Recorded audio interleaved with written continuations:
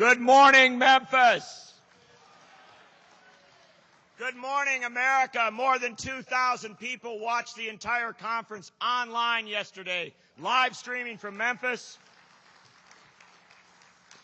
Good morning to the thousands of people around the world who have been coming onto our website. We've actually had so much traffic from people coming on to watch the speeches here. We're afraid to tell you about it because you might not come to the next conference. But I assure you, you are very lucky to be here, and you are very lucky to be here today. My name is John Nichols. I'm from The Nation magazine and Free Press, and we are so delighted to see all of you.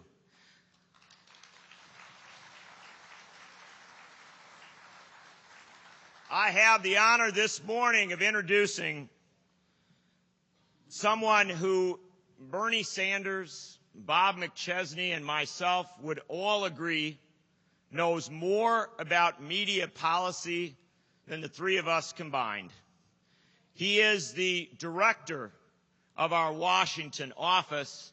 He is also an incredible resource for our movement. So the one person who can walk into just about any congressional office and say, "Hey, Congressman, this is how the media really works." Please welcome our friend, our colleague, Ben Scott.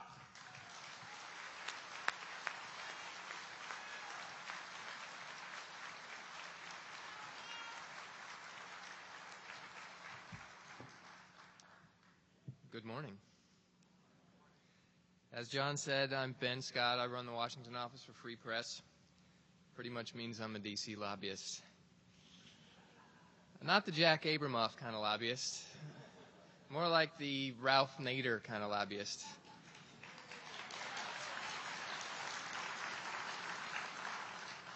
But let me proceed straight to the business at hand. Introductions like the one I'm about to give are too often dry renditions of honors received and milestones reached. And I'll do some of that today. But our speaker this morning, United States Senator Bernie Sanders, deserves much more and much better. I've known him for about 4 years, and he gave me my start in Washington. I had the privilege of working on his staff in the House of Representatives. The experience was so valuable to me that I'll be in his debt for a very long time, unless he becomes a CEO of a major media company, and then all bets are off. Bernie taught me almost everything I know about Washington politics, how to organize people to fight organized money, and most importantly, how to win unlikely victories against the odds. Bernie is the king of unlikely victories. How does he do it? Well, that's his secret, but if you watch closely, you can see some of the ingredients. For starters, he's a hell of a smart guy. He's a brilliant political strategist and a hard-nosed tactician. But underneath it all, he believes. He believes that the work he is about is just and right. And in the hands of a leader like Bernie Sanders, that is enough to elevate hope from despair and snatch victory from the jaws of defeat. In his home state of Vermont, Bernie is a cross between a rock star and a folk hero. Do I have any Vermonters in the audience this morning? All right. Bernie has shaken every hand in the Green Mountain State that wanted to be shook and some that didn't. His energy is legendary. When I worked for him, he ran circles around every one of his 20-something staffers. And he's taken that relentless pursuit of success and put it to work for the people he represents.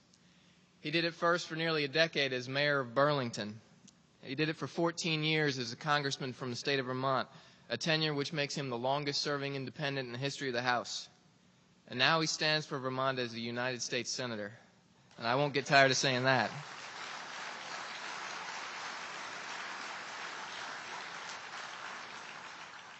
Bernie was the first national politician to recognize that media was a political issue. He understood long before most of his college that if you want to change the world, you have to change the media with it. With a more democratic media comes a more open-minded and progressive society on every social issue, from health care to education to the environment to war and peace. Thanks in no small part to his leadership, media has become a political issue that no politician can ignore. Ladies and gentlemen, please help me welcome an extraordinary friend of the media reform movement, U.S. Senator Bernie Sanders.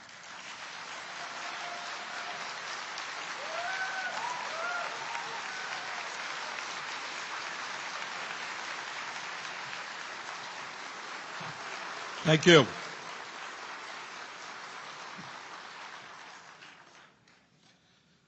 One always gets intimidated to get up before an audience after an introduction like that. Anything I say is going to be disappointed.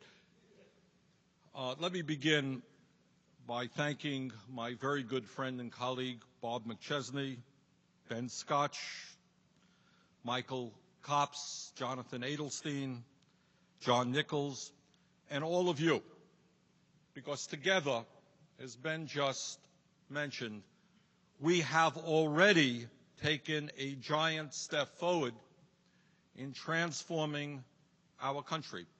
Because what we have done, and the size of this conference indicates our success, we have begun the long road to make media a major political issue in America.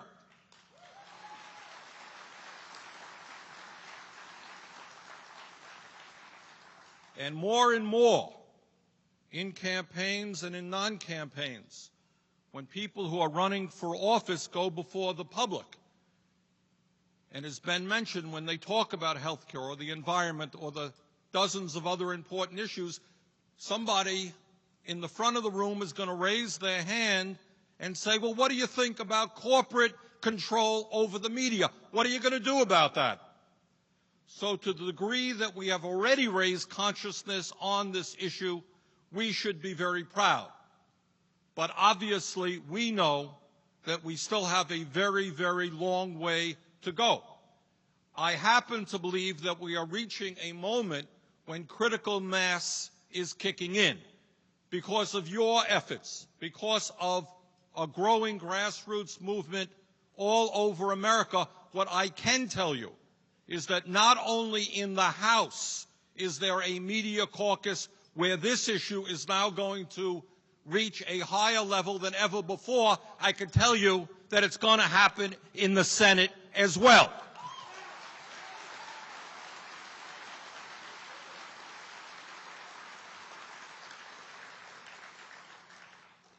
I can also tell you, absolutely, that we will not succeed unless you are there, unless there is a strong grassroots media which demands fundamental changes in media today and the end of corporate control over our media. We've got to work together on that.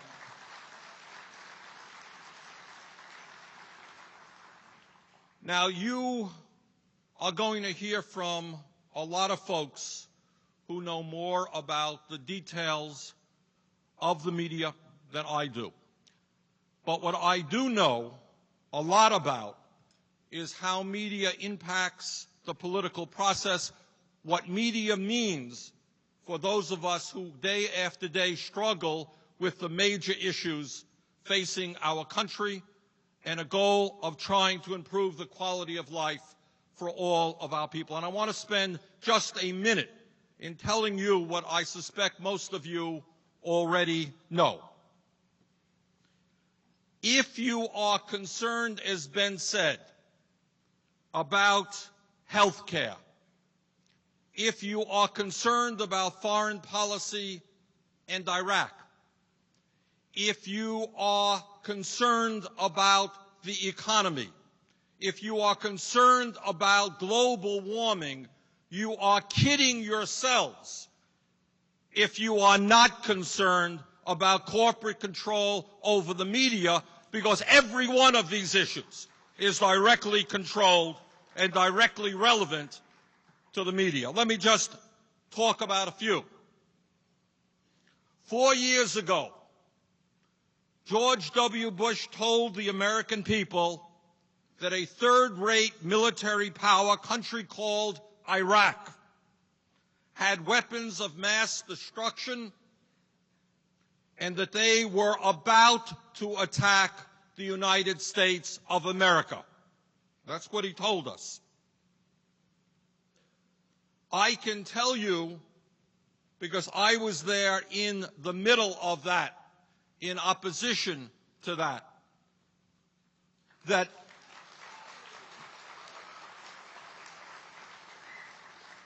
day after day, those of us who oppose the war, among many other things, would be holding national press conferences that you never saw.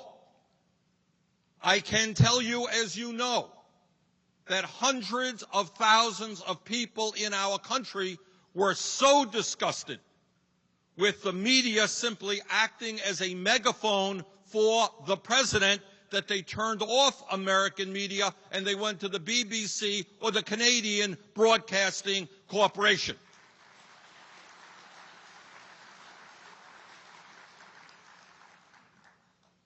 In terms of the war in Iraq, the American media failed and failed grotesquely in exposing the dishonest and misleading assertions of the Bush administration in the lead-up to that war.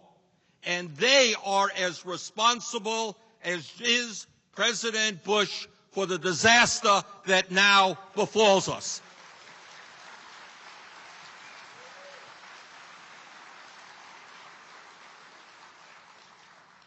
Media plays a role, and the disintegration of Iraq, the death of hundreds of thousands of Iraqis, of over 3,000 Americans, the cost of hundreds of billions of dollars out of our pockets, directly related to the failure of the media. Let me touch on another issue, an issue that I am deeply involved in. If you were to ask me what the most significant untold story of our time is in terms of domestic politics, I would tell you very simply that that story happens to be the collapse of the American middle class.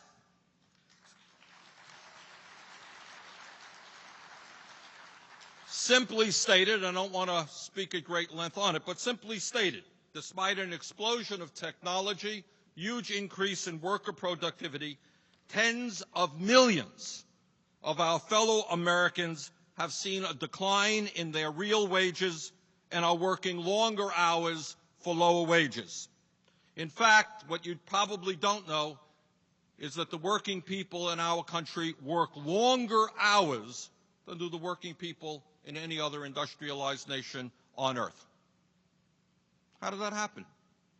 How did it happen today that a two-income family has less disposable income than a one-income family did 30 years ago?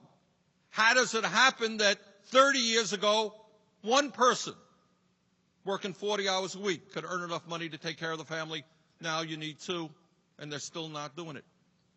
Now, one might think that this is an interesting story. One might think that globalization and disastrous trade policies which have lowered the standard of living of millions of American workers might be a story that should be covered. What I can tell you is that when NAFTA was first passed over 10 years ago, and I strongly opposed NAFTA, we did some research. We went through the editorial pages of every major newspaper in America. Every single one of them was pro-NAFTA. And today, despite a $600 billion trade deficit, the loss of millions of good-paying blue-collar and white-collar jobs, these corporate titans are still in favor of unfettered free trade, despite the disastrous impact it has had on America's workers. So what is all of this about? What happens if the reality of working people's lives are not reflected in the TV, in the newspapers? What happens? This is what happens. People lose their jobs because corporations shut down. Just had an instance in Vermont this week. 175 workers shut down, lost their jobs because of free trade. People working long hours. People working for lower wages. They turn on the television set. They do not see that reality. What they see is the issue is personal responsibility. You can't afford health care. you're losing your pension, then the problem is with you, work a little bit harder. It is not a systemic problem. It is not a problem that can be solved by government. It is not a problem which asks you to be involved in the political process. You are the only person who can't find a job that pays you a living wage. That's your fault. And you are the only person who can't find the job that provides you with health care. That's your fault. And you're the only father who can't afford to send your kid to college. That's your fault. Don't get involved in the political process. It won't do any good. So people turn on the television. They are hurting. They're exhausted. They do not see a reflection of their reality in the media. They do not understand that participation in the political process can bring about change, and that is not by accident. When we wake up in the morning and we brush our teeth, for better or worse, we see our own reflections in the mirror. When we turn on the television, somebody is providing us a mirror to the world. And what we want is that mirror to reflect the reality of ordinary people and not the illusions of a few.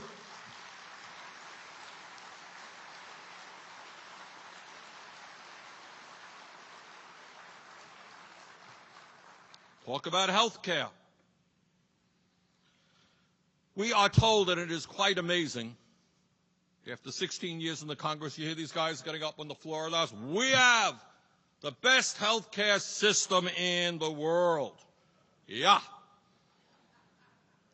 47 million Americans have no health insurance. Even more are underinsured. We pay the highest prices in the world for prescription drugs. Costs are soaring. Best health care system in the world. But you know, go out on the street and ask people how many major countries in the world do not have a national health care program which guarantees health care to all people. And you know what? Most people do not know, because they have not seen it reflected in the media, that the United States of America is the only nation on earth that does not guarantee health care to all of its people. They do not know about the health care systems in Scandinavia. They do not know about European health care systems. And the only thing they will hear about the Canadian health care system are the problems that that system has. That's what they will hear. I can remember in the early 1990s, during the early years of the Clinton administration, there was a lot of debate about the need for real health care reform. Do you happen to know which piece of legislation in the House had far more support than any other concept? You probably don't. It was legislation to support a single-payer national health care system. That's a fact. But, as somebody who was involved in that fight, we would turn on the television and say, hey, single-payer has more support than any other concept. Are you going to talk about single-payer? Oh, no, we don't talk about single-payer. It's not feasible. Virtually no coverage about what a single-payer concept is about. Virtually no coverage about international health care and how other countries are doing a better job than we are doing.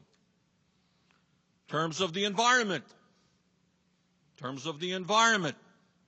if we are told over and over again that there is a serious scientific debate about the causation of global warming or whether global warming actually exists, it has an impact upon our consciousness. Why should we break our dependency on fossil fuels? Why should we move to sustainable energy if there is a debate among the scientific community? And that is, in fact, what you hear in the media. Well, you know what? There is no debate among the scientific community.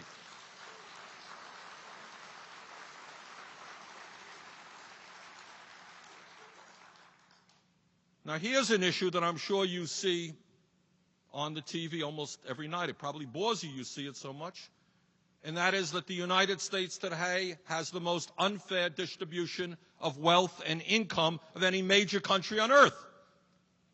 I was joking. You don't see that on television very often. Now, here is an issue, which is of enormous significance from an economic point of view, as well as a political point of view, as well as a moral point of view. Richest 1% of the population in America owns more wealth than the bottom 90%. Richest 13,000 families earn more income than do the bottom 20 million families. In many ways, in my view, we are moving toward an oligarchic form of society.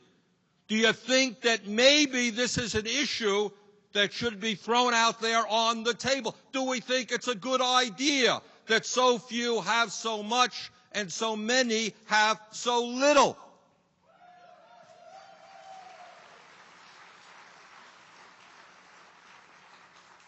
But that is an issue that is beyond the scope of what establishment media is literally allowed to discuss. Now, I have been in politics for a long time. I have been asked 1,000 questions by media. Not one member of the media has ever come up to me and said, Bernie, what are you going to do to deal with the outrage of America having the most unfair distribution of wealth of any country on earth? What are you going to do about it? Have you ever heard any political leader ever being asked that question? Why not? Why is that issue outside of the scope of what we are allowed to talk about? Moral values. All of us are concerned about moral values because beyond politics, deeper than politics, is the issue of morality. What do we stand for? What are our values? What do we believe in? Well, moral values has been interpreted by the media to mean women should not be allowed to have an abortion, 2 men should not be allowed to get married, embryonic stem cell research. That is the discussion of moral values. Well, let me broaden the discussion a little bit. What about the morality of a nation in which our government gives tax breaks to billionaires while we have the highest rate of childhood poverty of any industrialized nation on earth? Is that a moral issue? I think it's a moral issue. Is it a moral issue that we have seen a huge growth in the number of millionaires and billionaires while we are also seeing a growth in hunger and homelessness? I think it's a moral issue. Who has decided that abortion and gay rights are the only moral issues that we should be discussing? And given the fact that on Monday we are going to be celebrating the birthday of certainly one of the great American leaders of the 20th century, let me just say a word on even how corporate media deals with Martin Luther King Jr. All of you know that King was a leader in the fight to desegregate the South, to pass a voting rights bill to make sure that African Americans could have access to schools and buses and water fountains, and was a great leader in that area. And when you turn on television on Monday, what you will be seeing is the great speech that Martin Luther King gave about the need to end segregation, to bring the races together, and very important. What you will not see is that Martin Luther King Jr. was a leader in America in opposition to the Vietnam War.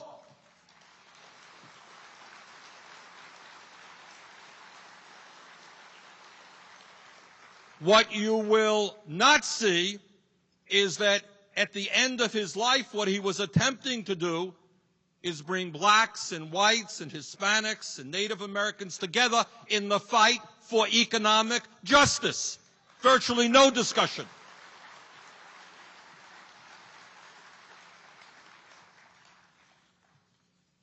Let me talk a little bit now about where I think you're going to see some of us in the Senate going. And I know my good friend Maurice Hintry, Congressman Hintry of New York State, who has played a great role. He and I co-sponsored legislation in the House, and I'm going to co-sponsor that legislation in the Senate. I want to talk a little bit about what that legislation will do. All of you know that the airwaves belong to the people, and that we lent those airwaves to media conglomerates in order to do the public good. Now is the time to take a hard look at what they have given back to the American people.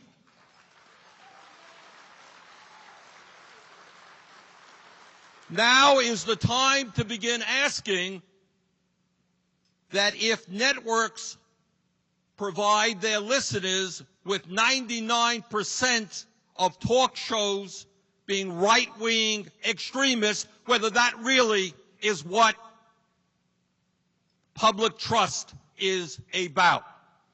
Now is the time to ask about the responsibility of the media to deal well with the trust that we gave them. Now is the time to open the question of the fairness doctrine again.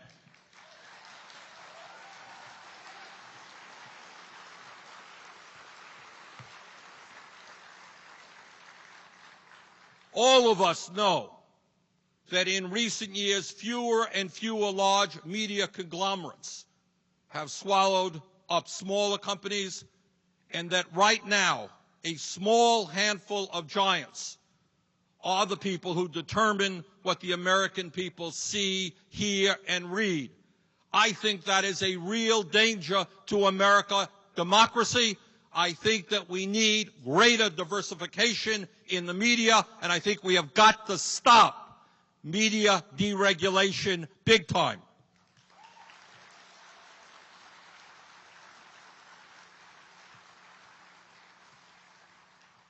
And I think that in terms of corporate media, that when we give licenses to people, when we give licenses to media companies, they must be responsible to the people, and I think it is high time to bring back that legislation which says that the people have a right to determine whether or not these companies are succeeding, that we should be having hearings. And community meetings all over the country, so that the media owners are before audiences like this to answer the hard questions of why they are doing what they are doing. Let me just conclude. There's so much more to talk about. We don't have the time, and you'll be going to, I know, workshops all over. What you are doing is enormously important.